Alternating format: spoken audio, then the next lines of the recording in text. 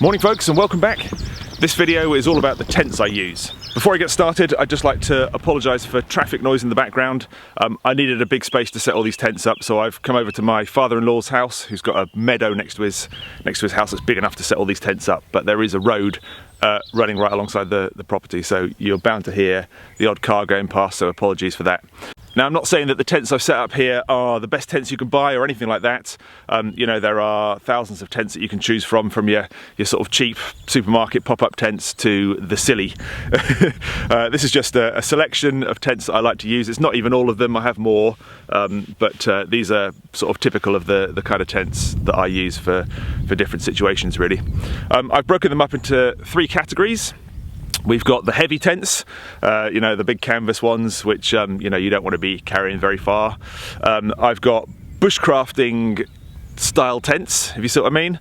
And I've got your more kind of backpacking or mountain tents, the ones that will stand up to a bit more abuse and wind. I'm going to start with the canvas tents. I've brought 4 along with me, well, 3.5 really. They are heavy. They're bulky, you know, you really don't want to be carrying them very far. These tend to get used for car camping, or if I'm in the canoe and I've got space. The big white tent you can see behind me, the bell tent, is much more of a family car camping sort of tent. You know, that's so heavy that it is a struggle to even lift it when it's in the bag. It's ridiculous. But yeah, they all have their place. So let's go and take a look. This is a 4-meter canvas bell tent from the Canvas Tent Shop. Andy very kindly gave this to me. It was surplus to his requirements and it needs a little bit of work, a little bit of repair work. There's some stitching that's come undone and there's a little bit of mould in a couple of spots that just need patching. This is the version with the floor, and the floor zips away from the main canvas, so you can roll the sides up in warm weather and get a bit of ventilation, which is really good. These are very popular in the UK. You go to any campsite and you'll see several of these set up, and you know, they're popular for a good reason. They've got that nice sort of retro look about them, and they're big. You know, they're big enough for a family. You can get dividers and bedroom inner tents and carpets and wood burners and all sorts of things for them to really sort of glamp them up a bit. I'm intending on using this for family camping. You know, we can all bundle in there. We can use a wood burner for those chilly evenings, and it should be really nice. The second tent I want to show you is my modified Polish Army Lavvu, or Paletka. This started life as a very simple shelter made up from 2 capes which button together, and it forms a shelter for 2 soldiers. As it is, it's, you know, it's a good shelter, and they have a big following. There's even Facebook groups and all sorts, you know, devoted to people who love these tents. I wanted to create a bit more space in mind, so I've added these side walls and a floor with these sort of mud skirts which go around the outside. I've also fitted a stove jack in here so that I can use a wood burner in the winter, and this little tent gets really, really warm. On the coldest nights, you know, you can stay toasty in there and sit in there in your pants if you want to. You know, it's really warm. There's lots of vents. I've added a sort of half moon vent on the side wall, and 2 of the original armholes I've put zips in so you can unzip them and get ventilation in there as well. I have a very old 2-part video on this tent, if you can bear the terrible audio. So yeah, if you want to know anything more about it, then go and visit that video. I'll put a link in the description. I replaced the aluminium centre pole of the original Lavvu with a wooden one, which I made just in ash with these aluminium ferrules there, which is great. You can use that, but it does kind of take up a bit of space inside the tent. Other options are to suspend it. You can put a ridgeline above and hang the thing, or build an A-frame on the outside and suspend it that way. Or you can get something like this. This is made by a guy fairly local to me, and he goes by the name Rough Timber, and it's basically an adapter. You cut yourself 3 poles which go into these holes here, and you put that on the inside of the Lavvu. It's rounded, so it's not going to damage the top of the tent at all, and that just means that your poles are then angled out and away from that center area, so you've got a lot more space, especially if there's more than one of you sleeping in it, or you've got dogs or whatever. Just gives you more space. And then there are these little hanging loops, so you can hang a lantern or something like that, and it just means that you can do away with that center pole. Next up is my canvas baker tent. This is home built. I have a video of the making of it, and it's featured in a couple of other videos as well. This sort of became my film set really. During lockdown I did a lot of filming in my garden, a lot of cooking videos and things like that, and this is what I used. I could set it up there, and I just had a base. Basically I could keep things in the dry if it rained and all the rest of it. You can have a campfire underneath that porch area there in the winter. The door obviously closes up, zips up. The side panels roll back, so you can have it with just the sort of top canopy if you want, or you can have it with just one or both. And it's great. But it is heavy and it is bulky. You know, it's heavy canvas, it's got wooden poles, and it's not the sort of thing you want to be carrying. So again, canoe trips and car camping for that one. And then finally we've got this swag here from Outhouse.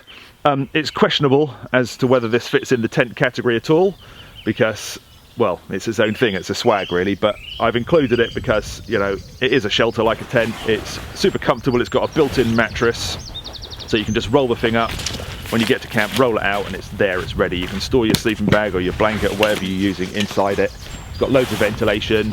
It's got a sort of a covered ventilation at the front which you can peg out, which almost forms like a little mini awning, and it's really easy to get in and out of because the whole top just folds back.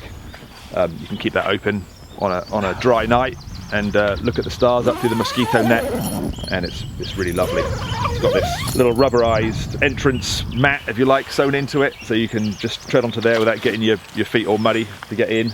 Yeah, it's just really cleverly designed. Loads of pockets for storage on the inside, and a good night's sleep is pretty much guaranteed. Yeah, I really like it.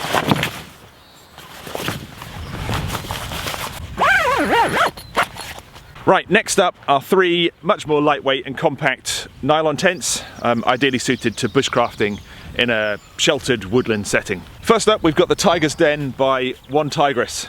This is a big 4-person baker style tent, and you can see by the way it's bellowing about in the wind why I said it's more suitable for sheltered positions. It's flat-sided, it's got a flat roof, and you know, it just acts like a sail or a parachute basically. It's a great tent if you're going to use it in the woods where you're out of that wind. It's very similar to my canvas baker tent. It's got a big wedge-shaped sleeping compartment, which will sleep 4 people side by side with your head towards the front there. It's got a mesh door, no solid door, and it's got a big mesh vent panel at the back, so great in the summertime. The front canopy is flat-topped, and then they supply you with 1 side panel and 1 front panel, so you can arrange it however you want depending on which way the wind is blowing and what you're doing. Now, because the front canopy area has a flat roof, you've got to make sure you drop that down if it rains, otherwise water's just going to pool in it and it could damage the tent under the weight of the water in it. So just drop a corner, or better still, unclip the 2 front poles and drop that whole roof panel down. It actually zips to the back bit of the tent and forms a much more sort of rain-friendly shelter. It's exactly the same with my canvas Baker tent. That has a flat top as well, and I have a guy line with a little carabiner clip on it, which I use on there, and I just pull the center of that front edge down, and that's enough to create a fall, so any rain that lands on the canvas just runs off at the front. This next tent is also made by one Tigress. This is the Rock Shield, and it was inspired by those US Army World War II pup tents. It's just bigger and it's got a few extra features. As you can see from the shape of it, in this configuration, it's also just a great big parachute, so much more suited to sheltered positions, although when it's set up as a tent, it is better. They have guying out points, so that does help. You know, you can guy it out, and that's obviously going to improve things. But the sides, even when it's set up as a tent, are large areas, and they'll just catch the wind.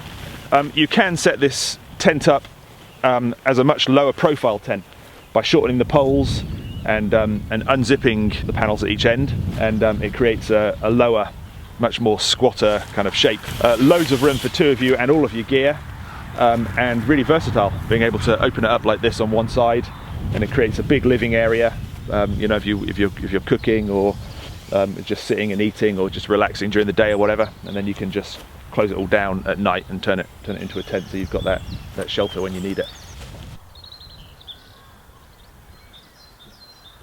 And then we've got the good old Smokey Hut, which is also made by one Tigress, but under their Black Orca sort of Bushcraft range, if you like. This is a really good tent, super lightweight. You can shave even more weight off if you leave the pole behind and just cut yourself a hazel pole in camp, and you can stick a wood burner in it for those cold winter nights. Yeah, I really like it. Packs up really small, great for bike packing, backpacking, you know, just when you don't want to be carrying a big heavy tent around with you, really. I have done a review of this tent, as with the Tiger's Den over there. So if you want to know a bit more about it, just go and have a look at that review video. I'll put links to them in the description box below. But yeah, it's basic, it's simple, and it works. Smokey Hut. And then finally, I've got three tents here which are much more stable and more suited to exposed conditions, you know, mountain use, any time where you're going to be camping and you can't get out of the wind. Basically, they're much stronger and designed to withstand wind. This tent is made by Mountain Equipment. It's quite an old tent now. I've had it for some time. I think it was called the Backwoods 3 or something like that. I'll put it up here somewhere. Yeah, it's a dome tent, a low profile dome tent, two poles that cross over in the middle, and then two poles that run over the top of those and just spread the fly sheet out and give you a bit more space inside.